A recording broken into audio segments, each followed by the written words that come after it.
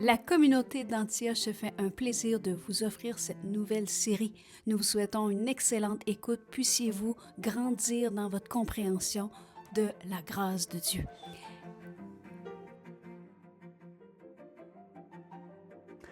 Alors, bonjour et bienvenue au cours de S'affirmer dans notre identité en Christ pour une vie transformée. Aujourd'hui, on poursuit dans notre lancée de la semaine dernière, ou non, plutôt du dernier épisode, sur notre paix en Jésus-Christ. Et on a vraiment développé la dernière fois comment est-ce que l'aspect objectif de l'action divine, comment est-ce qu'est-ce qui s'est passé à la croix, en fait, depuis l'incarnation jusqu'à l'ascension du Seigneur et dans son ministère actuel d'intercession, on a vraiment vu comment est-ce que la paix de Dieu est une réalité objective et maintenant on doit se l'approprier. Maintenant, ce qui est intéressant avec la paix de Dieu, en fait, ce qui est intéressant pour pratiquement toutes les composantes qu'on va voir là, sur l'expérience chrétienne, c'est que la marche chrétienne, elle se vit en 3 dimensions. La marche chrétienne se vit dans une dimension verticale et ça, on peut la concevoir dans ma relation entre moi et Dieu. C'est comme ça, c'est ce que je veux dire par verticalité. Ça veut dire qu'il y a une verticale entre moi et le Seigneur. Donc, moi sur terre, le Seigneur dans les cieux, hein, c'est vertical. C'est une relation verticale. Il y a aussi la relation horizontale. Moi et mes pères, moi et la société, moi et les gens qui m'entourent, moi et les autres êtres humains. Et il y a aussi ma marche chrétienne dans la dimension moi envers moi-même. Moi envers moi-même, qu'est-ce que ça veut dire?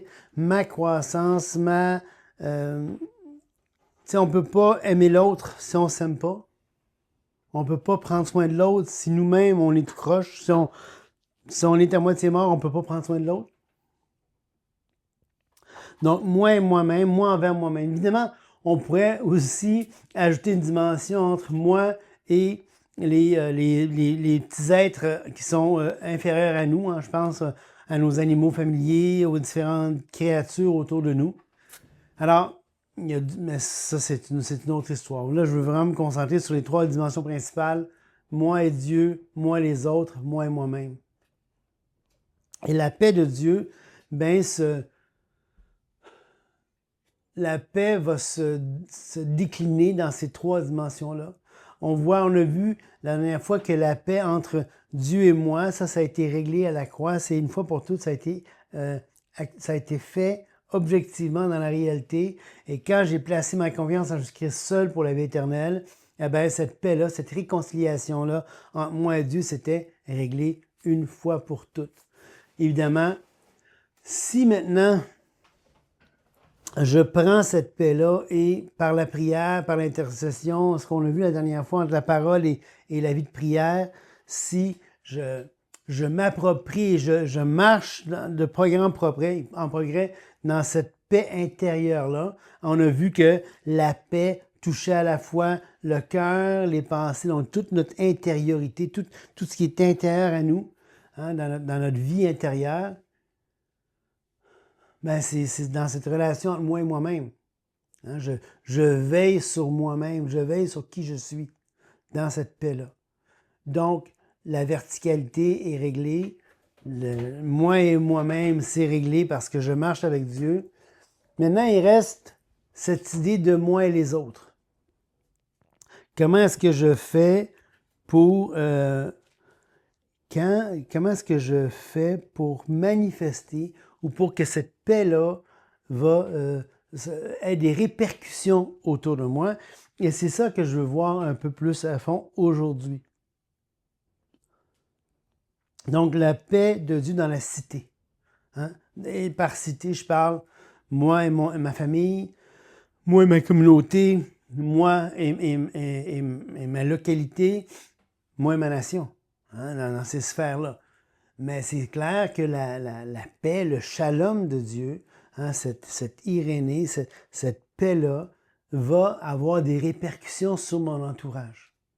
C'est pour ça que dans le contexte de 1 Corinthiens 14, qu'on a vu la dernière fois, 1 Corinthiens 14, 33, on a vu que la civilité ou le civisme dans l'Église, le bon ordre dans l'Église, comment les choses se faisaient avec ordre dans l'Église, manifestait finalement le fait que Dieu n'était pas un Dieu de désordre, mais de paix. Alors cet ordre-là autour de nous va manifester ce shalom divin-là qui va faire en sorte qu'il va structurer, qui va mettre de l'ordre et qui va pouvoir faciliter cette harmonie-là. Donc, l'illustration que je voulais proposer pour ça, c'est la flamme dans l'obscurité. On est des lumières dans le Seigneur, des lumières qui sont supposées luire et chasser les ténèbres. Et on doit pouvoir manifester aux autres cette paix divine autant qu'on peut, évidemment. Donc, ce n'est pas une question de paix qui est exclusivement pour nous, ni exclusivement pour ma communauté chrétienne. Mais c'est une paix qui doit refléter, qui doit reluire, qui doit aider les autres, non seulement à rentrer dans cette paix que Christ est acquise, mais aussi cette paix dans la réalité actuelle. Hein? Comment est-ce que quelque chose qui est ordonné, qui est structuré, qui est harmonieux, va profiter à tous dans ça?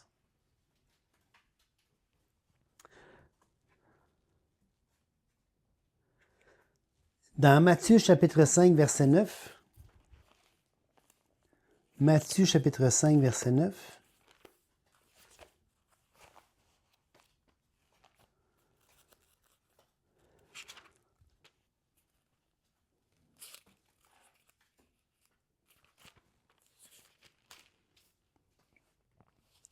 ça dit « Heureux ceux qui procurent la paix, car ils seront appelés fils de Dieu. » Alors, heureux ceux qui procurent la paix. D'autres passages parlent d'être des artisans de paix. Hein? Et là, évidemment, qu'on peut amener les gens dans une paix avec le Seigneur, évidemment, mais je pense que ça va plus loin que ça. Ça va sur comment est-ce qu'on va aider notre entourage, notre communauté, notre famille, notre entourage, notre communauté, notre cité, à rentrer dans cette harmonie-là, qui va contribuer, qui va faire profiter les gens et qui, en quelque sorte, va faciliter de voir Dieu en action. Dans le désordre, c'est dur de voir Dieu.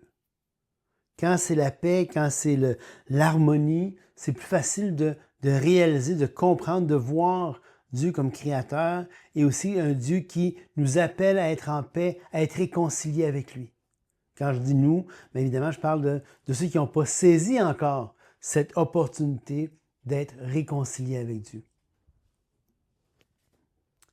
Donc, c'est une paix qui est relationnelle, puis une paix qui est communautaire. Donc, heureux ceux qui procurent la paix, heureux ces artisans de paix, hein, parce qu'ils seront appelés fils de Dieu. Ça veut dire que les autres vont nous appeler fils de Dieu. Ils vont voir cette réalité-là manifestée.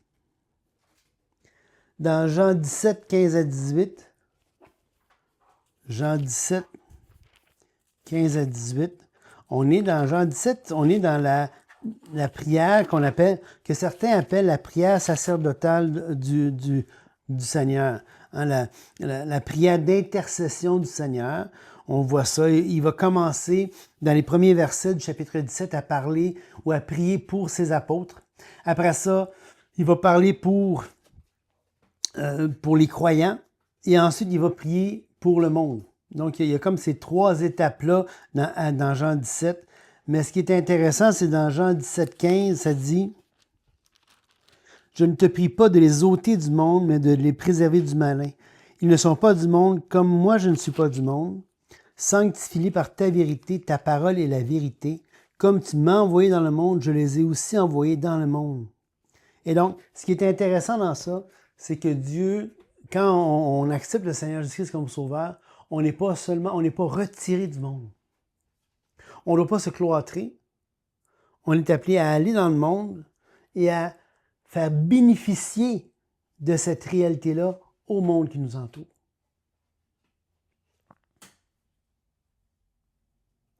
On l'a dit la dernière fois, puis je l'ai dit tout de suite en entrée de jeu aujourd'hui, Dieu n'est pas un Dieu de désordre, mais de paix. Et dans le contexte, dans la communauté chrétienne de l'époque de 1 Corinthiens, de Corinthe, où est-ce que Paul faisait remarquer que les choses devaient se faire avec ordre. Pourquoi?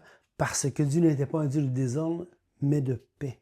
Alors, l'ordre et le désordre est mis en opposition à la paix. Si on veut avoir la paix, ça prend cet ordre-là, cette structuration, cette harmonie-là. C'est ça qui contribue à la paix, ou en tout cas à cette vie, cette expérience de vie, cette expérience de paix-là.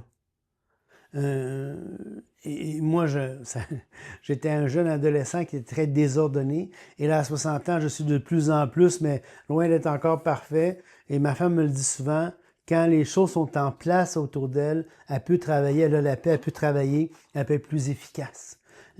L'ordre, ça a cette capacité, c'est là ce potentiel de produire la paix. Et quand la paix est présente, il y a de l'ordre qui est présent. Et donc, ce qui est intéressant dans ça, c'est que il y a eu plusieurs... peut-être que je vais en parler tantôt. Ce qui est intéressant, dans Romains 12, 18, ça dit « S'il est possible, autant que cela dépend de vous, soyez en paix avec tous les hommes. » Donc, cette paix-là, on doit la rechercher avec les autres autour de nous, autant que ça dépende de nous. C'est pas toujours possible. Parce qu'il y en a qui ne veulent pas cette paix-là, qui ne recherchent pas cette paix, mais nous, notre part, c'est d'essayer de l'être en paix. Donc, Paul rappelle que chercher activement la paix dans toutes les relations humaines, même si ce n'est pas toujours possible, le chrétien porte la responsabilité d'être un artisan de paix autant qu'il le peut. Autant qu'il le peut. Dans 1 Thessaloniciens 4, 11 à 12, ça dit « Efforcez-vous de vivre en paix, de vous occuper de vos propres affaires et de travailler de vos mains, comme nous vous l'avons recommandé, afin que vous vous conduisiez honnêtement envers ceux du dehors et que vous n'ayez besoin de personne. » C'est intéressant parce qu'ici, Paul va vraiment dire, laissez-moi juste voir dans le texte biblique ici, dans 1 Thessaloniciens 4, 11,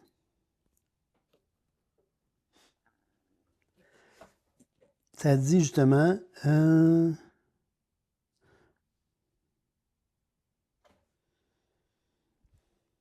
vous conduire honnêtement. Le mot honnêtement, c'est eskimonos, et ça veut dire d'une manière décente, d'une manière honnête, d'une manière qui est même de décorum, d'agir correctement envers les autres. Pas d'agir n'importe comment envers les autres. Et donc, c'est pas honnêtement dans le sens je suis honnête, oui, ça peut vouloir dire ça, mais le sens du mot est plus large un peu que ça. Pas juste l'honnêteté, mais la manière d'être. Donc, il dit, efforcez-vous de vivre en paix, de vous occuper de vos propres affaires. Donc, ça veut dire ça. Et dans 1 Pierre 4, 15, ça dit de ne pas souffrir comme si c'était ingéré dans les affaires des autres.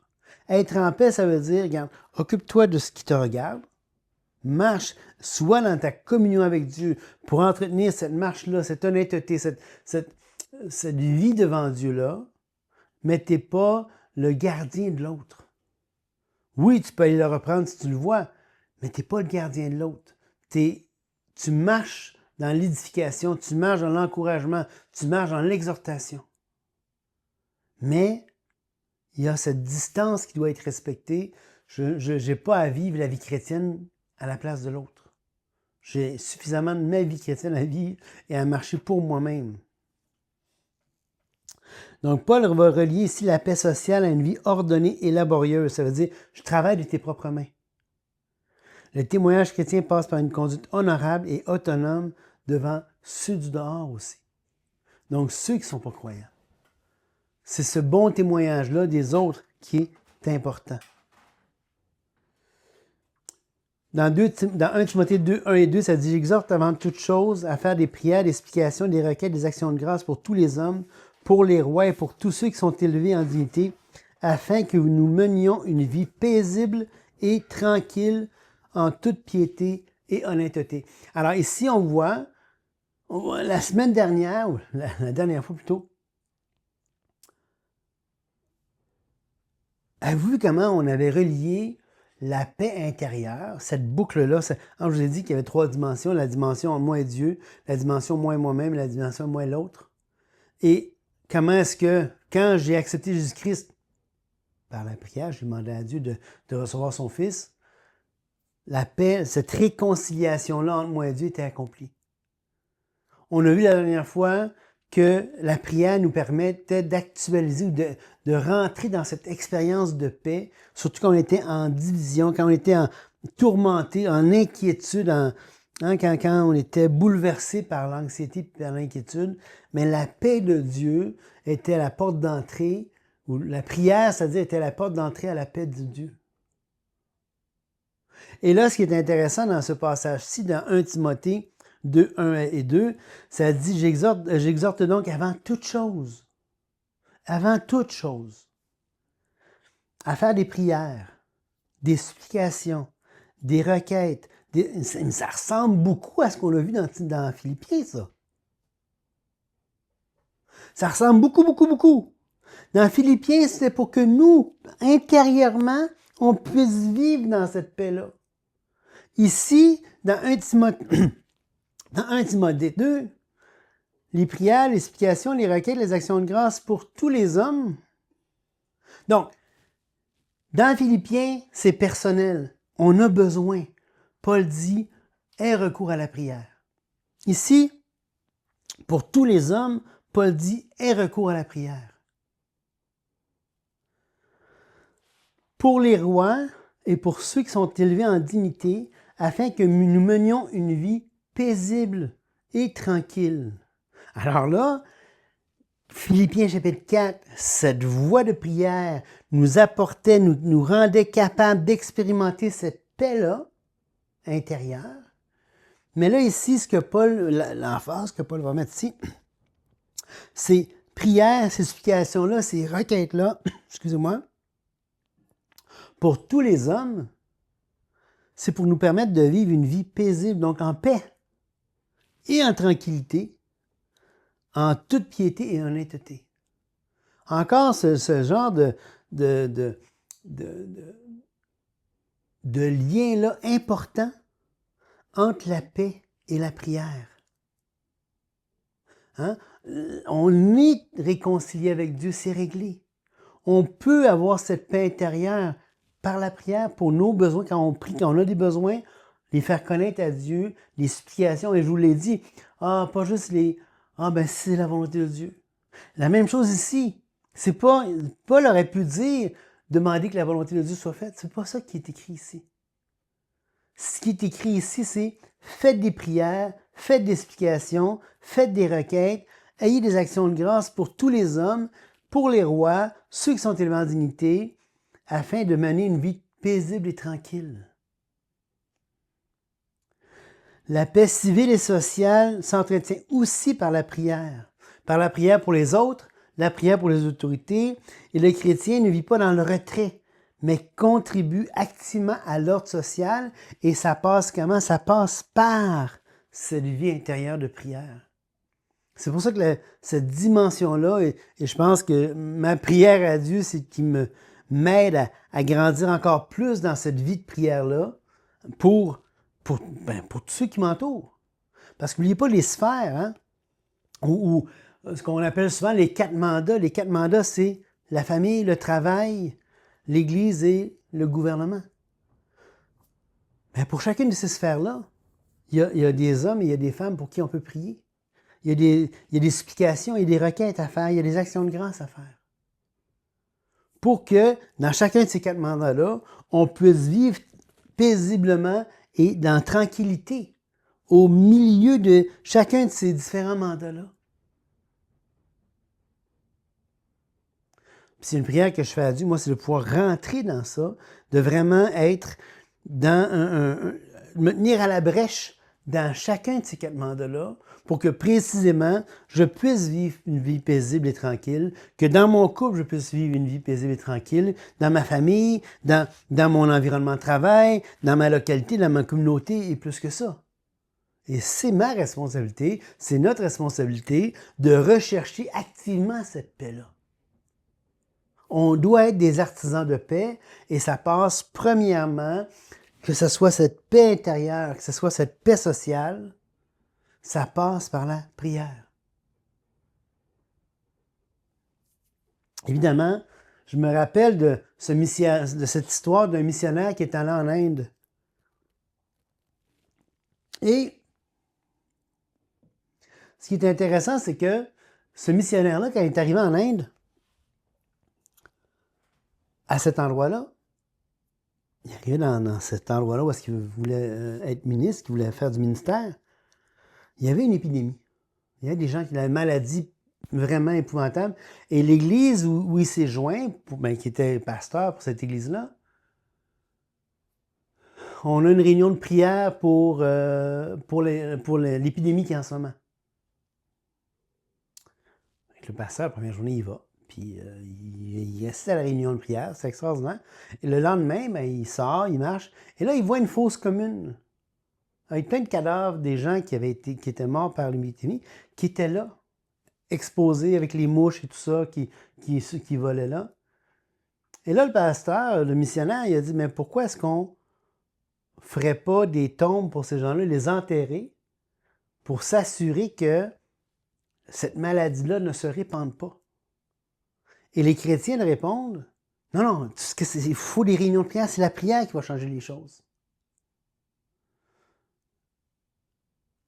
Finalement, le pasteur a eu raison, ils ont nettoyé les cadavres, ils ont nettoyé tout ça, et l'épidémie, évidemment, c'est parti. Il y avait des mouches les mouches volaient, allaient sur les cadavres, allaient sur la nourriture, ça répandait la maladie, c'était épouvantable. Alors, ce que je veux dire, c'est que la prière est le premier pas, la première partie.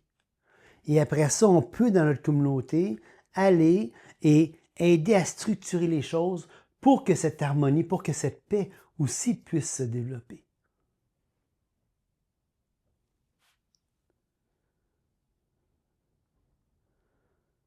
Dans Galates 6.10, ça dit « Ainsi donc, pendant que nous avons l'occasion, pratiquons le bien envers tous et surtout envers les frères dans la foi. » Donc, cette pratique du bien, on a vu la prière, premièrement, qui est plus comme dans le reclus, devant Dieu, en prière, entre moi et Dieu, ou peut-être en communauté, entre nous et Dieu. Mais ensuite, c'est faire le bien, autant que ça dépende de nous. Hein? Donc, Paul va élargir l'horizon et le chrétien fait le bien à tous envers la famille de Dieu. Le shalom inclut une dimension universelle et communautaire. Donc, cette paix-là doit reluire, doit produire, doit faire en sorte qu'on puisse aller dans la communauté et agir, faire le bien pour répandre ce shalom-là, pour répandre cette paix, cette harmonie-là. D'où l'importance de l'action commune, l'action de vivre dans la vie, de marcher envers les autres, faire du bien autour de nous, marcher, aider le pauvre, aider les gens autour de nous. Jacques 1,27 va dire « La religion pure et sans tache devant Dieu de notre Père consiste à visiter les orphelins et les veuves dans leurs afflictions et à se préserver du monde. » Encore là, c'est cette action juste. Prière, relation avec Dieu, ensuite marcher vers les autres, agir pour l'autre, dans notre horizontalité. Il y a la verticalité qui est importante, notre intériorité est importante, mais dans l'horizontalité aussi est importante.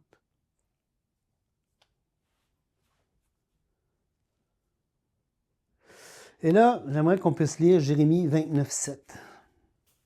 Quel beau passage. Jérémie, chapitre 29, verset 7.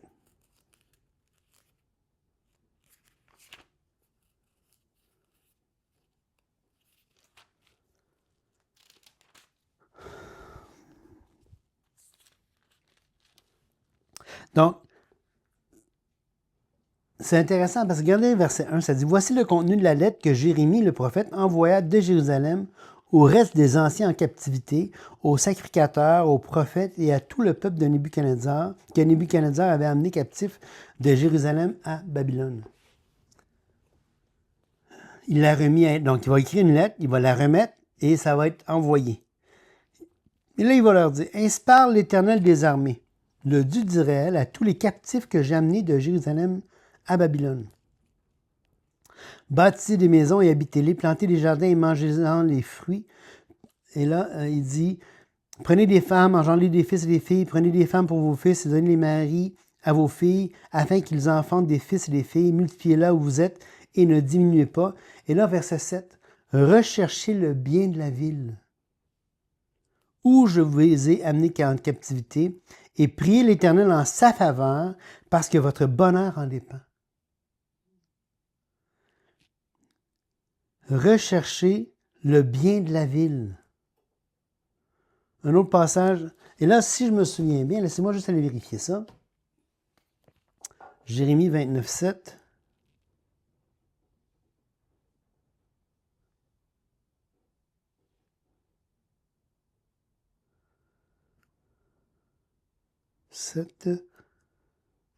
Ouais. Ici, quand ça dit dans la Bible second, rechercher le bien de la ville, dans l'hébreu, c'est effectivement rechercher la paix de la ville. Rechercher le shalom de la ville. Organisez-vous pour que cette paix-là reluise dans la ville.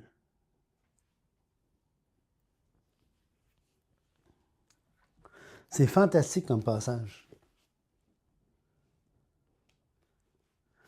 Et là, le verbe ici, rechercher, c'est le mot bikshu, qui veut dire rechercher activement.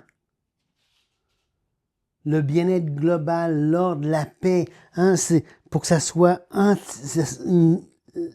cet aspect harmonieux. C'était une ville païenne, effectivement, c'était à Babylone, mais c'était comme Paul va dire, Jérémie va leur dire, même si c'est dans un lieu de captivité, recherche le bien de la ville. Recherche ce bien-là pour eux, pour la ville. C'est pas, la terre promise, c'est Israël. C'est la terre d'Israël. Pourtant, Jérémie va écrire aux gens là-bas, il va dire, recherche la paix de cette ville-là, là-bas. Les Juifs de tout temps ont été encouragés à prier pour la paix de Jérusalem. Mais là, ce que Jérémie va dire, non, recherche la paix de où tu es. Recherche l'harmonie d'où tu es. C'est pour ça que la paix commence dans ma verticalité. Est-ce que moi-même, tout seul, est-ce que je suis en paix avec Dieu? Paix avec Dieu par rapport à l'œuvre accomplie? Est-ce que j'ai été réconcilié avec Dieu en recevant Jésus-Christ comme sauveur seul pour la vie éternelle? Ou est-ce que là, je suis justifié et que je suis en paix avec Dieu? Si ça, c'est fait, maintenant, dans ma marche de tous les jours, est-ce que je suis confessé à date? Est-ce que j'ai admis mes fautes à Dieu? Est-ce que j'ai voulu les délaisser pour obtenir miséricorde? Pour marcher dans cette paix-là active. Et après ça, dans mes besoins, pour ne pas laisser la place à l'anxiété, à l'inquiétude, à tout ça et au tourment des pensées, est-ce que j'ai recouru à la prière pour mes besoins? Avec des prières, des supplications et avec des actions de grâce, des requêtes, des prières précises. Ou est-ce que je cible des choses que j'ai besoin? Est-ce que je cible des choses pour tous les hommes autour? Parce que là, après ça, il faut étendre le cercle. Il faut voir notre horizontalité. Prier pour les gens autour. Maintenant, après ça, quelle action concrète je peux faire?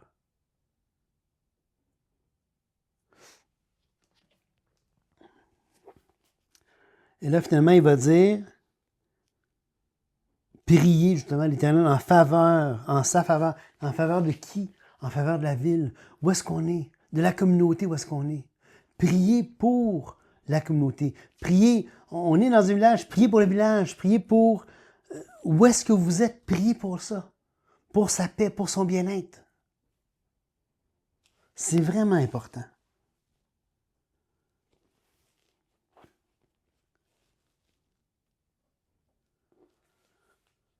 Et donc, ce qui est important dans ça aussi, c'est que la foi n'est pas confinée à ma vie privée. La foi doit reluire.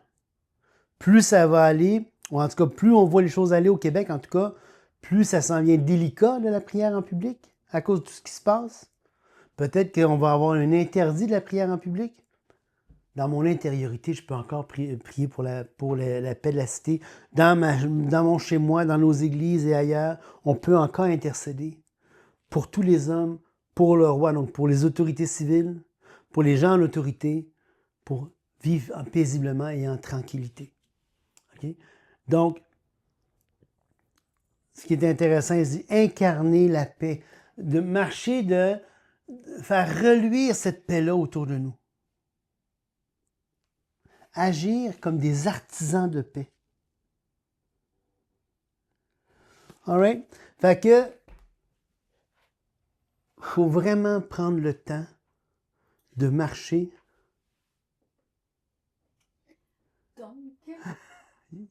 Donc, en terminant, je n'aime pas ça quand je dis fait que. Et avec raison d'ailleurs. Il faut prendre le temps de regarder c'est comme s'il y a un fondement, il y a comme j'allais dire une pyramide comme Maslow, là, une pyramide des besoins. C'est pas tout à fait ça. Est-ce que tu as accepté Jésus-Christ comme sauveur personnel? Oui, gloire à Dieu. Est-ce que maintenant, tu marches avec Dieu autant que tu peux? Tu marches devant Dieu, tu admets tes fautes devant Dieu, tu veux les délaisser, gloire à Dieu. Après, tu as des besoins qui te tourmentent. Ben, fais-les connaître à Dieu. Est-ce que c'est des désirs légitimes? Est-ce que c'est des besoins légitimes? Oui, gloire à Dieu. Donc, c'est la volonté de Dieu que tu pries pour ça, puisqu'il te le dit dans la Bible que tu peux prier pour ces choses-là. La réponse va venir en bien ou en oui ou en non, ou en peut-être ou en attend. Tu n'as pas besoin d'être passif par rapport à ça. Rappelle-toi Moïse, rappelle-toi de ces gens-là qui ont combattu dans la prière. Tu vas me dire, oui, mais Paul, à un moment donné, Dieu a dit non. Ben, tant que Dieu ne t'a pas dit non, continue à prier. Fait que c'est vraiment, il ne faut pas être passif dans ça, il faut être proactif. Proactif dans notre marche avec Dieu, proactif dans la prière, proactif dans l'intercession, proactif dans la supplication, pour mes besoins. Mais pas seulement pour les nôtres, pour tous les hommes dans Timothée, comme on l'a vu. Pour tous les hommes, priez pour tous les hommes. Il y a des besoins, tu vois, autour, alors aie recours à la prière, à la supplication, aux prières spécifiques. Prie pour les gens autour de toi. Tu vois des besoins, prie. Prie pour les autorités. Donc ton boss, le boss de ton boss, le maire, ton député. Après ça, prie pour les autorités civiles, les autorités provinciales, les autorités fédérales. On a un mandat de prier, puis dans notre cité, dans notre région, on a un mandat pour prier pour notre village, de prier pour notre entourage, prier pour notre famille. Pour voir se manifester cette paix de Dieu, ce shalom qui rend les choses, qui rend la paix, qui rend la tranquillité, qui rend l'harmonie. Amen. Que Dieu vous bénisse abondamment, puis on se voit la prochaine fois. Au revoir.